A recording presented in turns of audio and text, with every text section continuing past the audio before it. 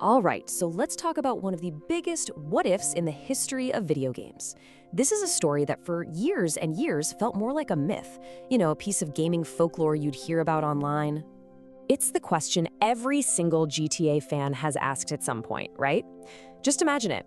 Instead of causing chaos in Los Santos, you're tearing through the neon-soaked, impossibly crowded streets of Tokyo. Well, believe it or not, for one brief moment, that wasn't just a fan's daydream. And there it is, that's the bombshell, and it comes straight from Ab Vermeer, a former top technical director at Rockstar. This is a guy who worked on the classics, GTA 3, Vice City, San Andreas. He was in the room. He saw the plan. So yeah, let's be crystal clear. This is not internet speculation anymore. This is a real, confirmed piece of gaming history. Grand Theft Auto Tokyo was a real plan, and it got tantalizingly close to being a real game. So what happened? Why did it just vanish? Okay, so let's dig into the actual plan. To really get why GTA Tokyo was even a possibility, you gotta transport yourself back to the early 2000s. This was the golden age, right after GTA 3 and Vice City had completely changed everything. The franchise was on top of the world, and Rockstar was thinking big, like globally big. And I'm not kidding when I say they were thinking globally. Just look at this list of places they were kicking around. Rio, Moscow, even Istanbul. I mean, wow. But out of all these incredible globe-trotting ideas, one city was always way out in front. Tokyo was the clear frontrunner. And get this, they had a really specific and kind of unusual plan to make it happen. Instead of doing it all themselves, the idea was to partner up with a studio in Japan. Rockstar would give them their code, their game engine as a starting point, and let them build GTA Tokyo from there. It was a fascinating approach, but in the end, the whole thing just fizzled out. Which brings us right to the big question, why? Why did the Tokyo plan fall through, and why has the series never, ever left the United States since that one-off London expansion way back when? Well, the answers tell you a whole lot about the cold, hard realities of making blockbuster games.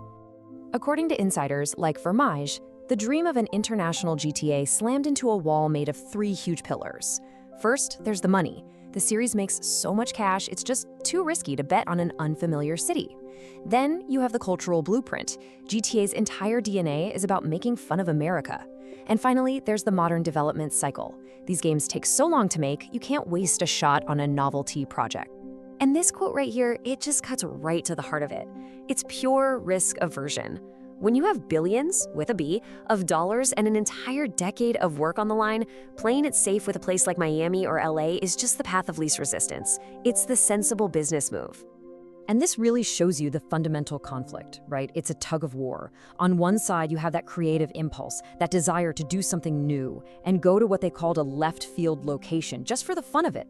And on the other side, you have the immense, crushing pressure of financial security. In the world of AAA games, security wins that fight almost every single time.